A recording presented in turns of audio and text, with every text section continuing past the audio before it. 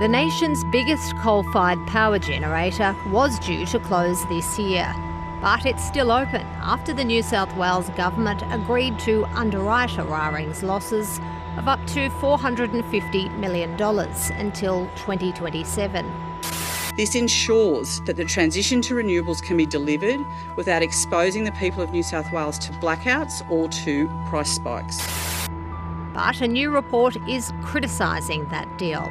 Each unit of Eraring is basically down for 2 months a year, especially in the last few years. The report author says Eraring's performance highlights the unreliability of keeping the nation's coal-fired power stations on life support. They're really no longer fit for purpose, and consumers are paying for that. The Grattan Institute's Tony Wood agrees coal plant outages are becoming more frequent. When we have had shortfalls of supply, partly due to the failure of coal-fired power station units, where prices have spiked because gas has entered the system. As the major parties argue about how best to keep the lights on, the viability of Australia's ageing and increasingly costly coal-fired power stations is set to become a key federal election issue.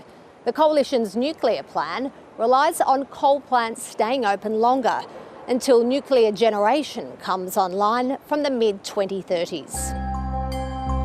The Australian energy market operator forecasts 90% of Australia's coal plants will close by 2035.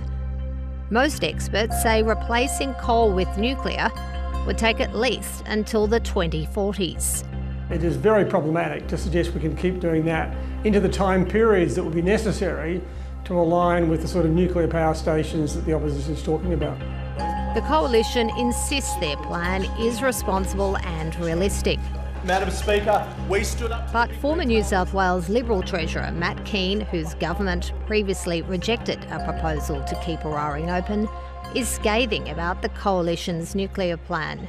It will crowd out private sector investment, crowd out newer technologies that can deliver cheaper, more reliable power, and it's betting on a system that is totally government funded with higher prices.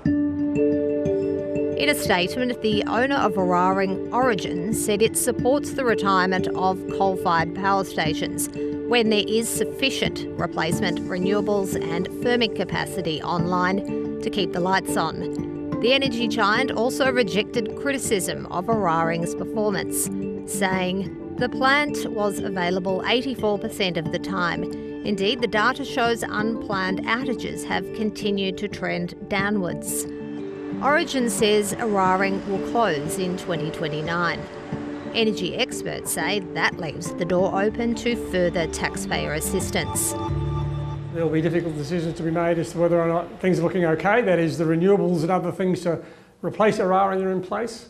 Alternatively, maybe they'll need to revisit it. Stephanie Bashir is adamant Eraring should shut down in 2027.